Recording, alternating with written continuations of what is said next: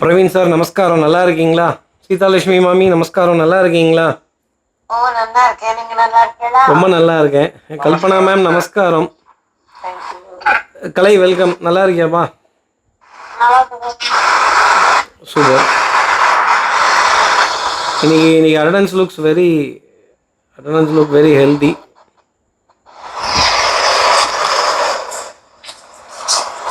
என்னோட வீடியோ தெரியுதா எல்லாத்துக்கும்? Okay, super.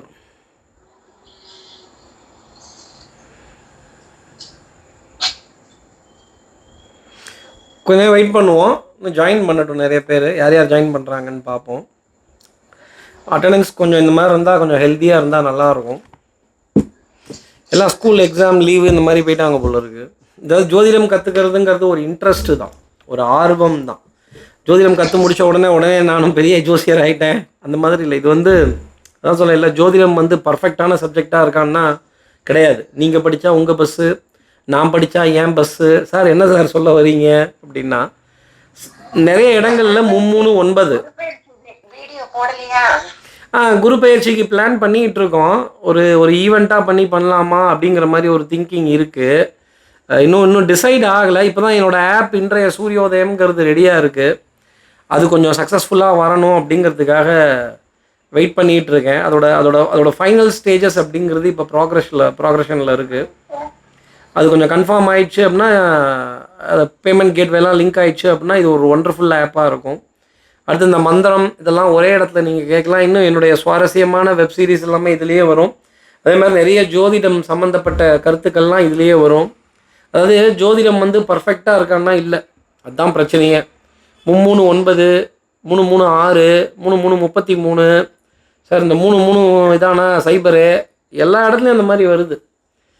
அக்யூரேட்டாக சக நிகழ்வு same fixed frame of rule கண்டிப்பாக போக முடியல. எந்த குடும்பத்தில் பிறந்திருக்காங்க, எந்த தாய் தகப்பனுக்கு பிறந்திருக்காங்க, என்ன பாரம்பரியமான நிகழ்வு, அதே மாதிரி ஒரு சக நிகழ்வு எல்லார் குடும்பத்துலேயுமே இருக்கும். நடந்தது அந்த நாள் முடிந்ததா பாரதம்னு ஒரு பாட்டு கண்ணதாசனோடது. இதில் வரும், கௌரவம் படத்தில் வரும். நடந்தது அந்த நாள் முடிந்ததா பாரதம், 60-20 வெல்லுமா. இப்படி எனக்கு குடும்பம் ஒரே போராட்டமாக இருக்கு. எல்லார் வீட்லேயும் இன்றைக்கும் ஒரு ராமாயண கதை, ஒரு மகாபாரத கதை இருந்துக்கிட்டு தான் இருக்கும். கணவன் மனைவிக்கு இடையே ஒரு பிரிவு, அப்பா அம்மா கிட்ட ஒரு வாத விவாதங்கள், ஒரு அதிருப்தி, அண்ணா தம்பிக்குள்ள ஒரு சொத்து பிரச்சனை, ஹெல்த் வியாதி, இது என்னன்னே தெரியாது. மகாபாரதத்தில் விதுடருக்கு ஒரு நோய், அது என்ன வியாதினே தெரியல. அவரால் சாப்பிட முடியல, ரொம்ப கஷ்டப்படுறார், உடல் கூனி குறுகி இருக்கார். அப்பேற்பட்டவர் விதுடர். அவருடைய நீதி, அவருடைய தர்மங்கள், அவருடைய எண்ணம், சிந்தனை பயங்கரமாக இருக்கும். நீங்கள் விதுர நீதின்னு நீங்கள் தனியாக புஸ்தகம் படிச்சீங்க. விதுர நீதி அப்படின்னு கேட்டிங்கன்னா யார் சரி யார் தவறு, எந்த மாதிரிலாம் ஒரு குடும்பத்தோட பாரம்பரியம் இருக்கும், யார் எப்படி செய்யணும், பெரியவர்களை நாம் எப்படி மதிக்கணும், அவர்களுடைய சொல் பேச்சுக்கு என்ன முக்கியத்துவம் கொடுக்கணும், எவ்வளோ சூசகமாக பேச வேண்டும், எப்படி பேசணும், சபையில் எப்படி பேசணுங்கிறதெல்லாம் அவ்வளோ பிரமாதமாக வரும் அந்த விதுர நீதியில். அந்த விதுரருடைய நீதி அப்பேற்பட்டது. அந்த விதுரருக்கு நோய், ரொம்ப கஷ்டப்படுறார், கண்டுபிடிக்க முடியல. இன்றைக்கும் இதே மாதிரி ஒரு ட்ரபிள் எல்லாத்துக்கும் இருக்கும். ராமாயணத்தில் அகலிகைங்கிற ஒரு பெண் சாபம் வாங்குறா வித்தவுட் எனி ரீசன். என்ன பாவம் பண்ணேன்னு கேட்குறா கௌதம முனிவரை பார்த்து. அது கௌதமருடைய ஆசிரமம். ராமர் விஸ்வாமித்திரரோட யஜ்யத்துக்கு காவல் காத்துட்டு தாடகை சுபாகுவை வதம் பண்ணிட்டு மாரிச்சன் தப்பிச்சு ஓடி போயிடுறான். தாடகையும் சுபாகுவையும் வதம் பண்ணிட்டு இந்த பாதையில் வரும்பொழுது ஒரு ஆசிரமம், பழைய ஆசிரமம், ரொம்ப பாலடைந்து போன ஆசிரமம்.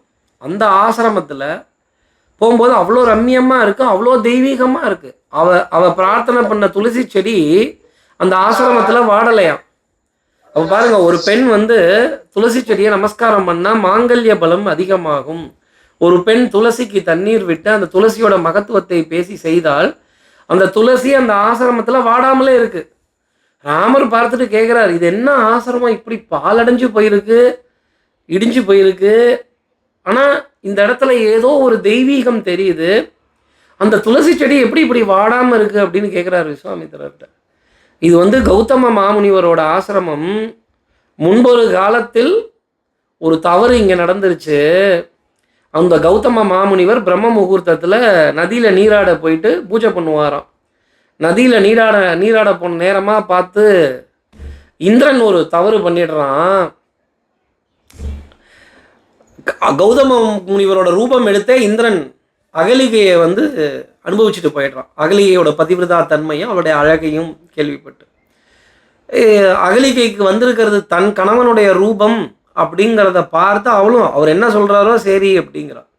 ஆனால் வந்திருந்தது இந்திரன்கிறது அவளுக்கு தெரியல. பாவம், அபலை பெண் அப்படிங்கிறார் விஸ்வாமித்திரர். என்ன வார்த்தை? அபலை. இன்னைக்கும் நிறைய பெண்களுக்கு நல்லது கெட்டது தெரியாது, விவரம் தெரியாது, என்ன செய்ய போகிறோங்கிறது புரியாது, கஷ்டப்படுவா. அந்த அந்த அந்த டெப்த்துள்ள நாலேஜ் அப்படிங்கிறது அந்த பெண்களுக்கு இல்லை. இந்திரன் ஏமாற்றி அவளை அனுபவிச்சிடுறான். அவளுக்கு இந்திரியம்னா என்னன்னு தெரியுது, பெண் சுகம்னா என்னன்னு தெரியுது. ஓ, இதுதான் இல்லறமோ, இத்தனை காலம் நம்ம இதை அனுபவிக்கவில்லையே அப்படின்னு அவள் அந்த சந்தோஷத்தை ஏற்றுக்கிறான். ஆனால் வந்திருக்கிறது இந்திரன்னு தெரியல. இவன் அவசரமாக கிளம்பி எந்திரிச்சு குடுன்னு கௌதம முனிவர் வேஷத்தில் இருக்கவன் எந்திரிச்சு ஓடுறான் வேர்க்க விறுவிறுக்க. எதிர்த்தாப்புல கௌதம முனிவர் நடந்து வரதை பார்த்தோன்னே சேம் உருவம், என்னை போலவே இருக்காயே, யாரடா நீ அப்படின்னு கேட்குறப்ப, சுவாமி மன்னிச்சிருங்கன்னு நடுங்கி குறுக்கி போய் நிற்கிறான் குற்றம் செய்ததுனால. முனிவர்கள் என்ன பண்ணுவாங்க, இந்த அப்படி சாபம், நீ வந்து காமத்தை கட்டுப்படுத்த தெரியாதவனாக லோகத்தில் அலைந்து வியாதி உற்று அதுக்கப்புறமேல் சாப விமோச்சனம் பெற்று திருப்பி இந்திர பதவியை அடைவாய் போ அப்படின்னு சாபம் கொடுத்துட்றாரு இந்திரனுக்கு. அகலிகையை பார்த்த உடனே அவள் நிலை குறைந்து இருக்கா, அவருடைய ஆடையம் இதெல்லாம் கலைஞ்சிருக்கு, அவருடைய கற்பு பறிபோனது அப்படிங்கிறத பார்த்துட்டு அவளுக்கு ஒரு சாபம் தரார் கௌதம முனிவர். வந்திருக்கிறது கணவன் என்று அறியாமலா நீ கல்லாக இருந்தாய்? அது தெரிஞ்சிருக்க வேணாம் உனக்கு? ஒருத்தன் உங்ககிட்ட வந்து பேசுகிறப்போ தொடும்போது இது கணவனா இல்லை யாருன்னு உனக்கு தெரிஞ்சிருக்க வேணாம் அப்படின்னு நீ கல்லா போ அப்படின்னு சபிச்சிடுறார். துடிச்சு போறா. சுவாமி, நான் ஒரு பாவமும் செய்யலை, நான் அறியாதவள், உலகம் ஏதும் தெரியாதவள், உங்கள் உருவம் மட்டும்தான் எனக்கு தெரிஞ்சது, உங்களுக்கு பணிவிடை செய்கிறது தான், உங்கள் பூஜை மட்டும்தான் ஒன்றுன்னு நான் இருந்தேன், என்னை கல்லா போன்னு சபிச்சிட்டீங்களே அப்படிங்கிறார். கௌதம முனிவர் தன் தவறை உணர்றார். கொஞ்சம் உணர்ச்சி வசப்பட்டுட்டேன், இட்ட சாபத்தை சர்வேஸ்வரனாலும் மாற்ற இயலாது. கொடுத்த சாபம்தான். யாரு? கணவன் மனைவிக்கு கொடுத்த சாபம். இன்னொரு எபிசோட்ல மனைவி கணவனுக்கு கொடுத்த சாபத்தை பற்றி பார்ப்போம். அது நலாயினி மவுத் கலியருக்கு கொடுத்த சாபம். இது கௌதம முனிவர் அகலிகைக்கு கொடுத்த சாபம். கல்லாய் போவாய், கல்லாக கடவாய். இந்திரவன்ட்ட வரும்போது நீ கல் போல தானே இருந்த, என்னவோ செஞ்சுட்டு போன்னு, இந்தா கல்லாக போ, கல்லாக கடவாய். அப்போ ஒரு கணவன் மனைவியிடையே புரிதல் இல்லை, ஒரு கஷ்டம்லாம் வரப்போ இந்த கதையை படிக்கிறதோ, இந்த துளசிக்கு அவங்க பூஜை பண்ணுறதோ, கணவன் மனைவி உறவு அந்யூன்யமாகும். இதெல்லாம் தான் பரிகாரம். ரொம்ப துடிச்சு போறா அகலிகை.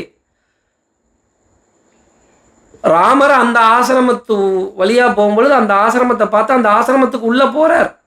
இப்போ அகலிகை சாப விமோச்சனம் கேட்கிறா. எனக்கு இப்படி சொல்லிட்டீங்களே, எத்தனை காலத்துக்கு நான் கல்லா இருக்கணும், எத்தனை யுகத்துக்கு நான் கல்லா இருக்கணும் சுவாமி? இன்னும் இல்லை, இதெல்லாம் காரண காரியமாக தான் நடக்குது. அகலிகை உன் பதிவிரதா தன்மையும் உன்னுடைய பூஜா பக்தியையும் உன்னுடைய தெய்வீக சேவையையும் ஆன்மீக சேவையையும் தெய்வங்கள் ஏற்றுக்கிட்டாங்க. உனக்கு அனுகிரகம் பண்ணுறதுக்காக மகாவிஷ்ணு புலோகத்தில் அவதாரம் பண்ண போகிறார். மகத்தான அவதாரம். தச அவதாரங்கள்லே சிறப்பான அவதாரம் எதுனா ராம அவதாரம். அந்த ராம அவதாரத்தில் உனக்கு சாப விமோச்சனம் கொடுத்து உன்னுடைய கதையை உலகம் பேசும்படி மகாவிஷ்ணு செய்ய போகிறார். அப்படியா சுவாமி, நான் கல்லாக இருக்க சம்மதிக்கிறேன், நான் ஏற்றுக்கிறேன். அந்த பாவத்தை, அந்த சாபத்தை அகலிகை ஏற்றுக்கிறா. ராமர் வரும்பொழுது அந்த கால் ராமருடைய கல் மீது படுது. அவள் பெண்ணாக மாறி முனி ரிஷி பத்தினியாக திருப்பி பழைய உருவம் பெற்று ராமரை நமஸ்காரம் பண்ணுறா. விஸ்வாமித்திரர்கிட்ட ஆசீர்வாதம் வாங்குறா. லக்ஷ்மணரை நமஸ்காரம் செய்கிறா. உன் புகழ் உலகம் அழியும் வரை பேசப்படும். உன் கதை பெண்களுக்கு மிகப்பெரிய உதாரணங்களாக இருக்கும். யாரெல்லாம் இந்த கதையை கேட்கிறாங்களோ, யாரெல்லாம் இந்த கதையை சொல்கிறாங்களோ, அவங்க வீட்டில் பெண்கள் சுபிக்ஷமாகவும் சந்தோஷமாகவும் இருப்பார்கள். இதை நான் ராமாயணத்தில் சொல்வதாக எழுதப்படும் அப்படிங்கிறார் ராமபிரான். தான் குகன் கேட்குறான், உன் படகுல நான் ஏறட்டுமான்னு வனவாசத்தில் ராமர் கேட்குறப்ப, உன் பாதம் பட்டு கல்லே பொம்பளை பிள்ளையா போச்சியா, நீ என் படகுல ஏறினா என் படகு என்ன ஆகுமோ, நான் உன்னை படகுல ஏற்ற மாட்டேன், உன் காலில் என்ன இருக்குன்னு நான் தொட்டு பார்ப்பேன். எது?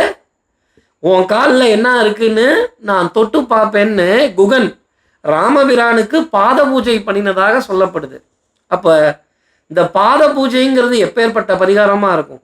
ஒரு தெய்வஸ்தானத்தில் இருக்கிறவங்க கிட்டேயோ, நம்ம அப்பா அம்மா கிட்டேயோ, இந்த கதைகளை சொல்பவர்கள்கிட்டையோ, நல்ல தெய்வத்துக்கு சேவை செய்தவர்கள்கிட்டையோ நம்ம அந்த பாதத்தை தொட்டு ஆசீர்வாதம் வாங்கிறது, அவர்களுக்கு அந்த பாத பூஜை செய்யுது. குகன் அந்த பாத பூஜையை ராமாயணத்தில் ராமருக்கு பண்ணுறான். அந்த ஈரத்தை தொடச்சி அதுக்கு அப்புறம் தான் படகுல ஏற்றுறான். உன் பாதத்தில் ஒன்றும் இல்லை, நான் ஒத்துக்கிறேன் அப்படின்னு. இந்த பாத பூஜை பண்ணுங்கிற பாக்கியத்தை நீங்கள் எனக்கு கொடுக்கணும் அப்படிங்கிறதுக்காக தான் நான் இதை சொல்கிறேன் அப்படின்னு குகன் ராமர்கிட்ட சொன்னதாக ராமாயணம் சொல்லுது. அப்பேற்பட்ட பூஜை பாத பூஜை. கிருஷ்ணர் குசேலருக்கு பாத பூஜை பண்ணுறார். யாருக்கெல்லாம் குரு நீச்சமாக இருக்கோ, தனித்த குருவாக இருக்கோ, குரு நீச்சம்னா குரு மகரத்தில் இருக்கணும், குரு ராகு சனி புதனோட சேர்ந்து இருக்கணும், இல்லை குரு தனித்து இருந்தால் கூட அவங்களுக்கெல்லாம் இந்த பாத பூஜை பரிகாரம்ங்கிறது அப்பேற்பட்டதாக இருக்கும். நம்ம யார்கிட்ட பாடம் படிக்கிறோம், நம்ம எந்த புரோகிதர்கிட்ட நம்ம ஆசீர்வாதங்கள் வாங்குகிறோம், நமக்கு எந்த புரோகிதர் அர்ச்சனை பண்ணி கொடுக்குறார், நம்ம வீட்டுக்கு எந்த புரோகிதர் வரார், இது எல்லாமே ஒரு பெரிய பரிகாரங்களாக பார்க்கப்படும். எங்கெங்கெல்லாம் பாத பூஜை வருது பாருங்க. யுதிஷ்டர் கிருஷ்ணருக்கு இந்த பாத பூஜையை பண்ணுறார். குசேலருக்கு கிருஷ்ணர் பாத பூஜை பண்ண. எல்லாரும் கேட்குறாங்க, உனக்கு பாத பூஜை பண்ணுறதுக்கு உலகமே காத்திருக்கு, நீ போய் ஒரு வேட்டி கட்டின பிராமணன், ஒத்த வேஷ்டி கட்டின பிராமணன், ஒத்த வேஷ்டி கட்டின அந்தணன், ஒரு மொட்டை அந்தணன், முடியில்லாத ஒரு பிராமணன், அவனுக்கு போய் நீ பாத பூஜை பண்ணுறியே. இப்போ கிருஷ்ணர் சொல்கிறார், அவன் படித்த வேதத்துக்கு நான் செய்கிற நமஸ்காரம். ராமாயணத்தில் பாருங்க, குகன் பாத பூஜை, அகலிகை செய்ததும் ஒரு வித பாத பூஜை தான். அந்த பாதம் தான். கோவில் போனேன், நான் வைர அட்டிகையை பார்த்தேன், கிரீடத்தை பார்த்தேன், பட்டுப்புடவையை பார்த்தேன், அலங்காரத்தை பார்த்தேன், அடடா சேவை தரிசனத்தை பார்த்தேன். பாதம் ரெண்டையும் பாரு. அந்த தெய்வங்களினுடைய பாதத்தை தரிசனம் பண்ண அவ்வளோ ஈஸியாக அந்த பாதத்தை பார்த்துட முடியாது. மகாவிஷ்ணு வராக ரூபம் கொண்டு சிவபெருமானோட பாதத்தை தொடர்றார். இதுதான் கொடுமுடி. அந்த ஸ்தலத்தோட பெருமையாக நிறைய பேர்த்துக்கு தெரில. இன்னைக்கு கொடுமுடி ஏதோ பரிகார ஸ்தலம்னு சொல்லி வீணாக்கி விட்டாங்க மொத்தமாக. என் அடிமுடியை யார் காண்பார்கள்னு கேட்குறார் சிவபெருமான். பிரம்மதேவர் இவன் பாதத்தை போய் நம்ம பார்க்குறதா, நான் தலைமுடியை பார்க்க போகிறேன்னு பறந்து போகிறார், மேலே உயர உயர பறக்கிறார். மகாவிஷ்ணு எளிமையாக உங்கள் பாதத்தை நான் போற்றுகிறேன் அப்படின்னு வராக ரூபம் கொண்டு பூமியை தோண்டி இந்த பாதத்தை தொடரப்ப சிவபெருமான் குனிகிறார். அப்போ காலடியையும் சிவபெருமான் மகாவிஷ்ணு பார்த்தர்றார். அவருடைய குனிஞ்சு நீங்கள் என் பாதத்தில் விழக்கூடாதுன்னு தொட்டு தூக்கும் பொழுது அவருடைய ஜடாமுடியையும் பார்க்கிறார். இந்த பெருமை தான் கொடுமுடியில் இருக்க ஸ்தலத்தோட பெருமை. அடிமுடி கண்ட ஸ்தலம் அப்படின்னு எவ்வளோ இருக்குது பாருங்கள், நம்ம பார்த்து தெரிஞ்சுக்கிறதுக்கு, கேட்டு தெரிஞ்சுக்கிறதுக்கு. இப்போ அகலிகைக்கு கொடுத்த சாப விமோச்சனம் அப்படிங்கிறது அப்பேற்பட்டது. அந்த பாதம் அந்த கல் மேலே பட்டு, இதே தான் மகாபலி சக்கரவர்த்திக்கும் காலை தலையில் வச்சு அமுக்கிறார். இந்த பாதத்தோட பரிகாரம் எப்படி இருக்குது, பாதத்தை நமஸ்காரம் பண்ணுறதுக்கு எத்தனை, அதில் எத்தனை பேர்கிட்ட நம்ம ஆசீர்வாதங்கள் வாங்குகிறோம், யார்கிட்ட வாங்குகிறோங்கிறது தான் ரொம்ப முக்கியம். அந்த இடத்துல இப்படி ஆசீர்வாதம் வாங்கிறது தான் பரிகாரமாகவே இருக்கும். குரு நீச்சம் பெற்றவர்கள், குரு பலம் இழந்தவர்கள் கண்டினியூவஸாக இந்த ஆசீர்வாதங்கள் வாங்கிக்கிட்டே இருக்கணும். இந்த கதைகள் எல்லாம் கேட்டுக்கிட்டே இருக்கணும்.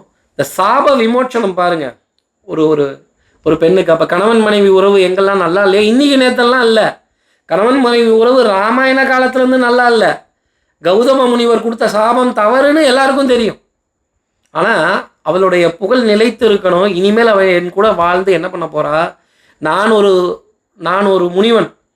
ஆனால் அந்த பெண்களோட தவ பலனையோ, அந்த பெண்களோட பக்தியையோ, பெண்களுடைய பிரார்த்தனையோ உயர்வாக சொல்லணுங்கிறதுக்காக சொல்லப்பட்ட கதை தான் இது. இன்றைக்கும் ஒவ்வொருத்தர் வீட்லேயும் இது போல் ஏதோ ஒரு மன போராட்டம். ஐயோ என் குழந்தை நல்லா படிக்க மாட்டேங்கிறான், அவன் கஷ்டப்படுறான், என் கணவர் ரொம்ப கஷ்டப்படுறார், பிஸ்னஸில் ஏமாந்து போயிட்டார், வனவாசம் போகிறார். எது வனவாசம்? மகாபாரதத்துலேயும் வனவாசம் உண்டு, ராமாயணத்துலேயும் வனவாசம் உண்டு. தன் பட்டம் பதவி செல்வம் ஆடை அணிகலன் எல்லாத்தையும் துறந்துட்டு ராமர் வனவாசம் போகிறார், மர உரி தரித்து. மர பாதுகை அணிந்து போகிறார். இதே தான் யுதிஷ்டருக்கும். பெரிய சக்கரவர்த்தி.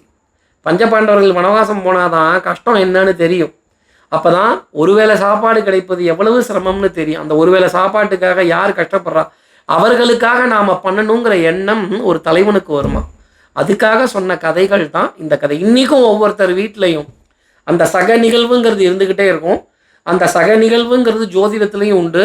சார் இன்ன கிரகம் இன்ன கிரகத்தோடு சேரும் பொழுது இந்த பாதிப்பு ஏற்படும். ஆமாம் சார் ஆமாம் சார். ஆனால் அந்த பாதிப்பினுடைய முறை வேறையாக இருக்கே தவிர இந்த டேமேஜ் என்னவோ ஒன்று தான். ஒரே மாதிரி ஜோதிடம் சொல்ல முடியாது. அதுதான் நான் உங்களுக்கு சொல்லித்தர விஷயம். எல்லா ஜாதகத்தையும் பூந்துக்கிட்டு பார்க்க முடியுமான்னா முடியாது. ஒரு சில ஜாதகங்களில் ப்ரிசைஸாக பின் பாயிண்ட்டாக நெத்தியில் அடித்த மாதிரி சங்கதி சொல்ல முடியும். ஆச்சரியமாக இருக்கும். சார் என்ன கிளாரிட்டி சார், அப்படியே ஸ்கெட்சாக டைம் பீரியடாக வருதே. சில ஜாதகங்களில் அந்த கிளாரிட்டி கிடைக்காது. பார்த்தா ஒரு பாவ கிரகத்தோட திசை இருக்கும், ரொம்ப நல்லா இருக்குங்க சார், சூப்பராக போகுது சார். பார்த்தா ஏதாவது பரிகாரம் பண்ணியிருப்பாங்க, ஏதாவது ஒரு புண்ணிய காரியம் நடந்திருக்கும், ஒரு தான தர்மம் நடந்திருக்கும். இதெல்லாம் நம்ம தெரிஞ்சுக்கணும்.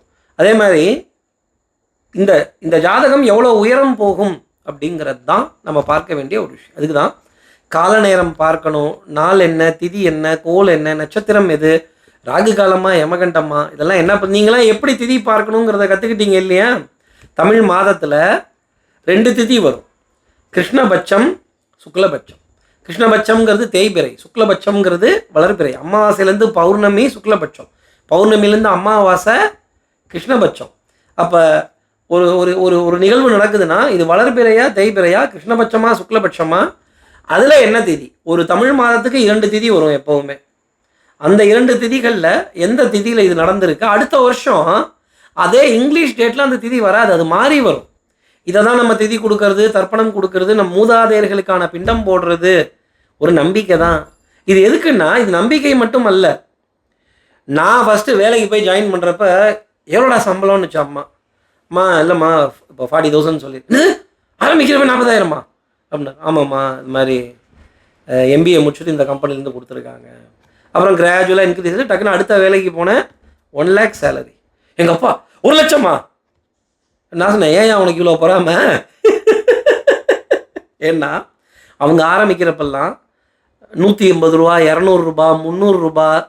அப்போ அவர்கள் காலத்தில் இப்படி க்ரோத் அப்படிங்கிறது இல்லை, இந்த சந்தோஷங்கள் இல்லை. இன்றைக்கி நீங்கள்லாம் ஃபோனில் ஜாதகம் கற்றுக்கிறீங்க, படிக்கிறீங்க. அப்போல்லாம் எப்படின்னா நேரில் போய் உட்காரணும், அந்த ஜோதிடர் அவைலபிளாக இருக்கணும், அவருக்கு சேவைகள் செய்யணும், அவர் வீட்டில் தங்கி இருந்து தான் படிக்கணும், கற்றுக்கணும்.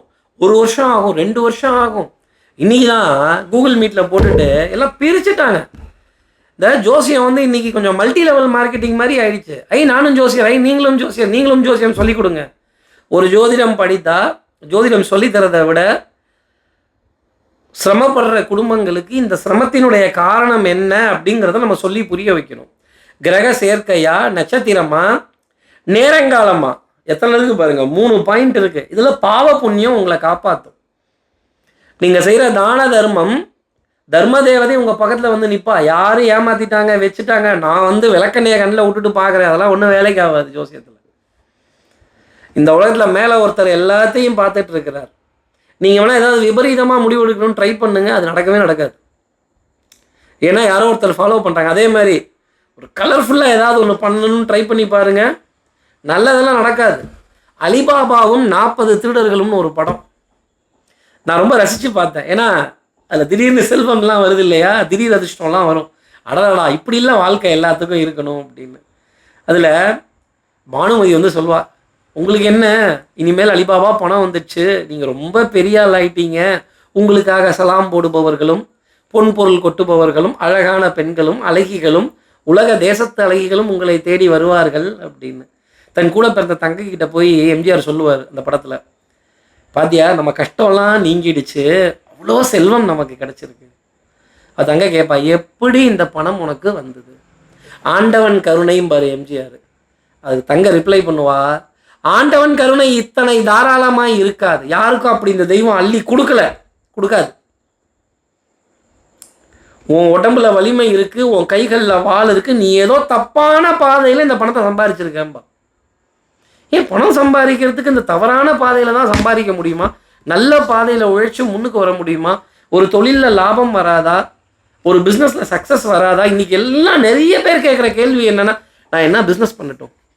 ஓகேப்பா, வாப்பா, மளிகை கடை வைப்பா, நீ வந்து கல்யாண மண்டபம் கட்டி விடுப்பா, நீ வந்து 2 வீலர் கடை வைப்பா, நீ மெக்கானிக் கடை வைப்பா, நீ ஹோட்டல் பிஸ்னஸ் ஆரம்பிப்பா, நீ கோடீஸ்வரன்.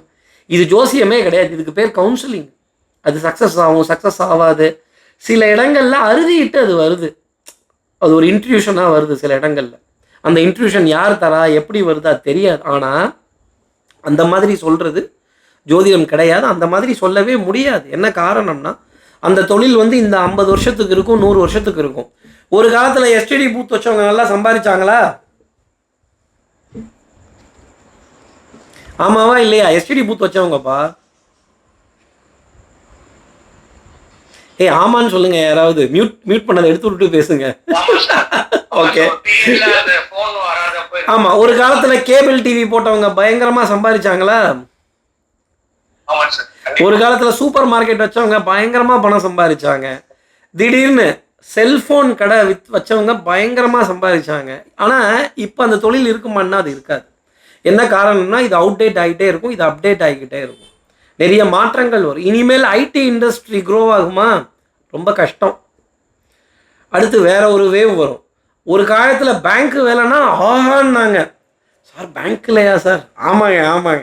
ஊருக்கே 2 பேங்க் தான் இருந்துச்சு. இன்றைக்கி ஊருக்கு 40 பேங்க் இருக்குது. தடிக்கு விழுந்தா பேங்க் இருக்குது. Micro ஃபைனான்ஸுங்கிறான், என்பிஎஃப்சிங்கிறான், financial பேங்கிங்கிறான். பேங்க்குக்கே வர வேணாங்கிறான். நீங்கள் அங்கேயே வித்துட்டு அப்படின்னா நீங்களே பணம் அனுப்பிச்சி விட்டுக்கங்கிறான். இன்றைக்கி பேங்க் வேலைக்கெல்லாம் ஒரு மரியாதை இல்லாமல் போச்சு. அப்போ மேனேஜர் வந்து இப்படி வாசலில் நிற்பார். 2 வீலர் யார் அப்ளை பண்ணியிருக்கீங்க? சார் இந்த தடவை 6 தான் சேங்ஷன் ஆகிருக்கு, 6 பேர்த்துக்கு தான் 2 வீலர். அங்கே வாசல் நிற்கிறவங்க ஒரு 30 பேர் நிற்பாங்க. நீங்கள்லாம் அடுத்த மாதம் வாங்கம்பார். இதெல்லாம் கொடுமையாக இருக்கும் பார்க்குறதுக்கு. ஒரு காலத்தில் ஸ்கூல் காலேஜ் ஆரம்பித்தவங்களாம் பணம், காசோ சினிமா தேட்டரில் கொட்டுச்சு. கம்பன் கட்டபொம்மன் யார் பார்த்தா காட்டுனது சினிமா தான் அப்படின்னு.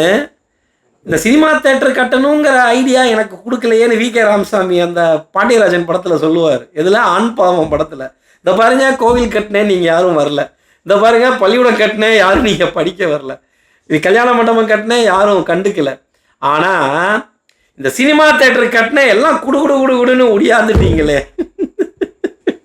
இந்த அறிவு எனக்கு ஏன் இத்தனை நாளாக எட்டாமல் போச்சு அப்படிமா. தேங்காய் வியாபாரி என்ன, தேங்காய் வியாபாரம் பண்ணுறவங்களாம் தேட்டர் ஆரம்பித்தா இப்படி தாண்டான்னு. ஒரு காலத்தில் சினிமா தேட்டர் ஆரம்பிக்கிறது சக்ஸஸாக இருந்தது. இப்போது சினிமா தேட்டர் ஆரம்பிங்கன்னா அது ஜோதிடமே கிடையாது. இதெல்லாம் வாயில் வடை சுடுற வேலை. அந்த மாதிரிலாம் யாரும் சொன்னாலும், சார் கொஞ்சம் ஜோதிட அடிப்படையில் சில விஷயங்கள் சொல்லுங்கள், நீங்கள் என்ன தொழில் வேணால் பண்ணுங்கள், உங்களுக்கு பிடித்ததை செய்யுங்க, உங்களுக்கான வரவேற்பு அந்த தொழிலில் வர ஆரம்பிக்கிறப்ப லாபத்தை நீங்கள் அனுபவிப்பீங்க. இந்த உலகம் ஒரு டிசிப்ளின்குள்ளே இருக்குது. காலையில் எந்திரிச்சோன்னே குளி, சூரியனை நமஸ்காரம் பண்ணு, இந்த மந்திரங்கள் கேளு, இந்த நேரம் வஸ்திரம் போடு. எந்த தொழில் போனீங்கனாலும் அதில் வரவேற்பு வரும். உன் கையை பிடிச்சி கொண்டு போய் அந்த தொழிலில் உக்காத்தி வச்சுருவான் அவனே. இப்படி தான் நம்ம வந்து ஜோதிடம் சொல்லணும். இந்த ஜோதிடம் சொன்னால் அடுத்து எதிர்காலத்தை பற்றி சொல்கிறோம். இது வந்து ஒரு போர்ஷன், ஒரு 20% அந்த எதிர்காலத்தை சொன்னது. அப்புறம் ஜோசியத்தில் என்ன கேட்குறது சார்? எனக்கு ஒரு நியாயமான ஆசை இருக்குது, என் மனதில் ஒரு விருப்பம் இருக்குது, எனக்கு ஒரு புத்திரபாக்கியம் வேணும், எனக்கு ஒரு நல்ல திருமணம் அமையணும், நல்ல கணவன் மனைவியாக சிரித்து பேசக்கூடியவர்களாக இருக்கணும், எங்கள் அப்பா அம்மா நல்லா இருக்கணும், பணம் தேவைக்கேற்ப வரணும், நிறைய நல்ல காரியங்கள் பண்ணணும், நான் சாப்பிட்டேன் என் வயிறு ரொம்புச்சு, நான் அடுத்தவங்களுக்கெல்லாம் ஐயோ எங்கேருந்து அவ்வளோலாம் இல்லைங்க கொடுக்க மாட்டேங்க அப்படிலாம் நம்ம வந்து சொல்லக்கூடாது. ஒரு மனிதன் சம்பாதிக்கிறதுல 20-25% தான தர்மத்துக்காக போகணும். அது என்ன தானமாக வேணா இருக்கட்டும், என்ன தர்மமாக வேணா இருக்கட்டும். கல்யாணத்துக்கு கொடுக்குறோம், படிப்புக்கு கொடுக்குறோம், ஏதோ அக்கம் பக்கத்தில் இருக்கிறவங்க ஒரு உதவிக்காக கொடுக்குறோம், நம்ம உறவுகளுக்காக கொடுக்குறோம். இன்றைக்கி நிறைய பேர் ஜோசியர்கள்லாம் ஜாமீன் போடாதீங்கம்மா, ஜாமீன் போடுங்க, உங்கள் கஷ்டத்தை அடுத்தவன் ஏற்றுப்பான், உங்களுக்கு அந்த பாதிப்பு வராது. நீங்கள் ஜாமீன் போட்டு தைரியமாக தோலை தட்டி கொடுத்து சொல்கிற விதத்திலே போகும், ஏமாந்தெல்லாம் போக மாட்டீங்க. இதுதான் யுதிஷ்டர் சொல்கிறார், நான் என் விதியை நொந்துக்கிறேன், நான் எதுவும் கேள்வி கேட்கல. எப்போ? வனவாசம் போகிறதுக்கு முன்னாடி. நான் வனவாசம் போகணுங்கிறது என் தலையில் எழுதியிருக்கு. யுதிஷ்டர் பிறந்தது கேட்ட நட்சத்திரம் விருச்சிக ராசி. இந்த விருச்சிக ராசியே கிங்குங்கிறது தான். விசாக நட்சத்திரம் கிங்கு தான், அதில் ஒன்றும் டவுட்டே கிடையாது. விசாகத்தில் பிறந்த பெண்கள் குயின் தான். மிகப்பெரிய ராஜாக்களாகவும் மிகப்பெரிய மகாராணிகளாகவும் வலம் வந்த அமைப்புங்கிறது அவங்களுக்கு இருந்துக்கிட்டே இருக்கும். அவங்க மனதுக்குள்ள அந்த சிந்தனைங்கிறது இருந்துக்கிட்டே இருக்கும். நம்ம பாரத பிரதமர் விருச்சிக ராசி தான், அந்த அதிகாரம் தான், அந்த அமைப்பு தான். அதே மாதிரி வீட்டில் யாருக்காவது ஒருத்தருக்காவது ஒரு நல்ல சுபகிரகத்தோட திசை சுபஸ்தானத்தில் வரணும். அதே மாதிரி இன்னைக்கு எனக்கு ஒரு அனுபவம், ஒரு ஃபேமிலிக்கு ஜாதகம் பார்க்கலாம், அவங்களுக்கு என்ன திசைங்கிற விவரமே தெரியல. சார் எங்களுக்கு யாரும் இதெல்லாம் சொல்லலைங்க சார், உங்கள் வீடியோ பார்த்தோம், உங்ககிட்ட எனக்கு உட்காந்து பேசணும்னு ஒரு ஆசை வந்தது. ஓ இவ்வளோ விவரம் எனக்கு சொல்கிறீங்களா, இது கேது திசைனால இந்த கஷ்டம் எனக்கு வந்துதா? கேது திசைன்னா கஷ்டம் தாயா, ராகு திசைன்னா கஷ்டம் தாயா. ஆனால் அந்த கிரகத்தை நல்லா வேலை செய்ய வச்சது தான் ஜோதிடம். அதுக்கான பிராயச்சித்தங்கள், அதற்கான தான தர்மங்கள், கர்ம வினையை தர்ம வினை கொண்டு தான் ஜெயிக்க முடியும். நான் கோயிலுக்கு போய் வேண்டுறேன் என்னை காப்பா, அது இல்லை. கோயிலுக்கு தயவு செய்து வெறுங்கைகளோட போகாதீங்க. மலர்கள், பழங்கள், சமர்ப்பணங்கள். அதே மாதிரி அப்பா அம்மாவை வெறுத்து ஒதுக்கிட்டு, நம்ம அன்புக்குரிய உறவுகளை வெறுத்து ஒதுக்கிட்டு, நான் கோவிலில் குலதெய்வத்துக்கு பொங்கல் போடுறேன், கோவிலில் குலதெய்வத்துக்கு 2 கடா வெட்டுறேன், 7 கடா வெட்டுறேன், ரொம்ப கஷ்டமாக இருக்கும். அந்த மகாலட்சுமியோட படம் ஒன்று நம்ம பார்த்தோம் இல்லையா, அதில் அவள் என்னென்ன வார்த்தை சொல்கிறா ஞாபகம் இருக்கா? அந்த ஃபஸ்ட்டு நம்ம பார்த்தது பிகினிங்கில், உடன்பிறப்பின் மனதை கலங்கடிக்காதே, கருணை மிகு நெஞ்சில் பசுதனை வணங்கி வீட்டில் மாக்கோளம் போட்டு இல்லாளின் மனதை கலங்கடிக்காதே, வரிசையாக சொல்கிறாளாவோ எல்லாம். இதெல்லாம் பண்ணிட்டு என்கிட்ட செல்வம் கேளு, உனக்கு போதுங்கிற அளவுக்கு நான் தரேன். சுக்கிர வாரத்தில், எது சுக்கிரவாரம்னா வெள்ளிக்கிழமை, வெள்ளிக்கிழமை தெய்வத்தை பிரார்த்தனை பண்ணு. எல்லா நாளும் வேண்டாம், ஒரு நாள் பிரார்த்தனை பண்ணு வெள்ளிக்கிழமை. அந்த வெள்ளிக்கிழமை நிவேதனம்னு ஒன்று பண்ணு, வெறுமை விளக்கேற்றாத, வீடு வெறுமை போயிடும். அதெல்லாம் தான் பரிகாரம். அதே மாதிரி நல்ல ஆடை போடு, ஒரு தடவையாவது கூழானாலும் குளித்து குடி, கந்தலானாலும் கசக்கி கட்டு, வெறும் நெத்தியாக இருக்காத. இதெல்லாம் சொன்னது தான் நமக்கு டிசிப்ளினான லைஃப்பை இந்த ஜோதிடம் கொடுக்குது. இதை ஃபாலோ பண்ணதுக்கு அப்புறம் தான் நம்மளோட நியாயமான ஆசைகள் அந்த நேரம் வரும் பொழுது பூர்த்தி அடையுது. இன்னைக்கு அவங்களுக்கு உங்கள் ஜாதகத்தில் இன்ன திசை நடக்குது, இந்த திசை இப்படிலாம் செய்யும் அப்படின்னு சொன்னப்போ அவங்க முகத்தில் அப்படி ஒரு மறுமலர்ச்சி. சார் எனக்கு அந்த டைம் டஃப்பாக இருக்கா சார், தம்பிக்கு டைம் நல்லா இருக்கா, ஹஸ்பண்டுக்கு டைம் நல்லா இருக்கா, ஆமாங்க இன்னென்ன திசையில் நீங்கள்லாம் இருக்கீங்க, இதை தெரிஞ்சுக்கங்க. ஒரு வெப்சைட்டில் போட்டு கூட நீங்களாக தெரிஞ்சுக்கலாம். அந்த திசையினுடைய மகத்துவமும் முக்கியத்துவமும் இன்றைக்கி எந்த ஜோசியரும் சொல்ல மாட்டேங்கிறாங்க. அப்பாயின்மெண்ட்டு காசு வாங்குறதுல மட்டும் தெளிவாக இருக்காங்க எல்லாரும். இந்த ஜாதகம் சொல்கிறதுக்குன்னு ஒரு முறை இருக்குது, ஒரு ஆர்டிகுலேஷன் இருக்குது, ஒரு மெத்தட் இருக்குது. அவங்களுக்கு புரிகிற மாதிரி ரொம்ப அழகாக இருக்கணும். இன்றைக்கி ஒரு ஜோதிடர் வந்து கேந்திராதிபத்தியம், இது சூனியம் திதி, ஒரு திதியும் சூனியமாகாது. எந்த இடத்துலையும் திதியை சூனியம்னு சொல்லவே இல்லை. ஜோதிடம் புரியக்கூடாதுன்னு சிலர் நினைத்தார்கள், அதுக்காக அவங்க சொல்கிற வேலை அது. எந்த திதி சூனியம்னு இருக்கா ஏதாவது திதியில்? அமாவாசையிலேருந்து பௌர்ணமி வரைக்கும் சொல்லுங்கள் பார்ப்போம். எப்படி திதி சூனியமாகும்னு நான் கேட்குறேன். ஒரு டிபேட் செஷனே வைக்கலாம் அதில். அந்த மாதிரிலாம் ஜோதிடம் சொல்கிறது ரொம்ப தவறு. எந்த இடத்துலையுமே அப்படி ஒரு வார்த்தையெல்லாம் வேதம் சார்ந்த ஜோதிடத்தில் சொல்லப்படவில்லை. கேந்திர தோஷம் ஆகிப்போச்சு, எல்லா ஜாதகமும் தோஷம் தான்யா, சந்தோஷமே கிடையாது. 9 கிரகம் 12 ராசி, குறையுள்ள மனித வாழ்க்கை, இதில் நீ எந்த குறையை அனுபவிக்க போகிறாய்? அதனால தான் இன்றைக்கும் ஒரு பாவ காரியம் செய்கிறதுக்கு நம்ம பயப்படுறோம். வேணாம் சார், இது பாவம் ஆகிடும், நம்ம தொழிலுக்கு துரோகம் செய்யக்கூடாது, உடன்பிறந்த பிறப்புக்கு நம்ம கஷ்டத்தை கொடுக்கக்கூடாது, அப்பா அம்மாவை கடைசி வரைக்கும் உயர்வாக பேசணும், அப்பாவை பெருமையாக சொல்லணும், அம்மாவை பெருமையாக சொல்லணும், பணத்தை பெருசாக நினைக்கக்கூடாது. இதை நம்ம நினச்சிட்டோம்னா சிகிபோன்னு அர்த்தம். இன்னொன்று, மகாவிஷ்ணு எப்படி சந்திரனுக்கு டெஸ்ட் வச்சார், சந்திரா நீ என்னை நினைத்து ஹோமம் செய், உனக்கான தெய்வ அந்தஸ்து வரப்போகிறது அப்படின்னு அவனுக்கு ஒரு ஆசையை காட்டி அவனுக்கு ஒரு மயக்கத்தை கொடுத்து ஓவர் கான்ஃபிடென்ஸில் குருவோட மனைவியை அபகரித்து சிக்கிக்கிறான். சந்திரன் சாபத்தை பெறுகிறான். சந்திரன் அழிஞ்சு போயிட்டா சிருஷ்டி கிடையாது. சந்திரா நீ தேய்ந்து வளர்வாய், சந்திரன் தேய்கிறது தேய்பிறை, வளர்பிறை சுபிக்ஷம். வளர்பிறை சந்திரன் மட்டும்தான் சுபர், தேய்பிறை சந்திரன் பாவர், எனக்கு ஆவாததெல்லாம் இல்லை. எல்லாமே ஜோதிடத்தில் முறைகள் தான். பாவமும் சாபமும் நிறைந்தது தான் இந்த வாழ்க்கை. இந்த பாவத்திலேருந்து விமோச்சனம் அடையணும், சாபத்திலேருந்து நம்ம சாப விமோச்சனம் கேட்கணும், அகலிகை கேட்ட மாதிரி. நம்ம வீட்டில் என்ன ராமாயண கதைன்னு கேட்கணும். தசரதனுக்கு குழந்தை இல்லை, புத்திர காமஸ்ட்ரி யாகம் பண்ணுறான். ராமபிரான் வயிற்றுல உருவாகிறார். சாரி, கிருஷ்ணர் தான் வயிற்றுல உருவாகல, ராமபிரான் வயிற்றுல கருவா உருவாகிறார். ஆனால் மரணம் அடையும் பொழுது மறைகிறார்.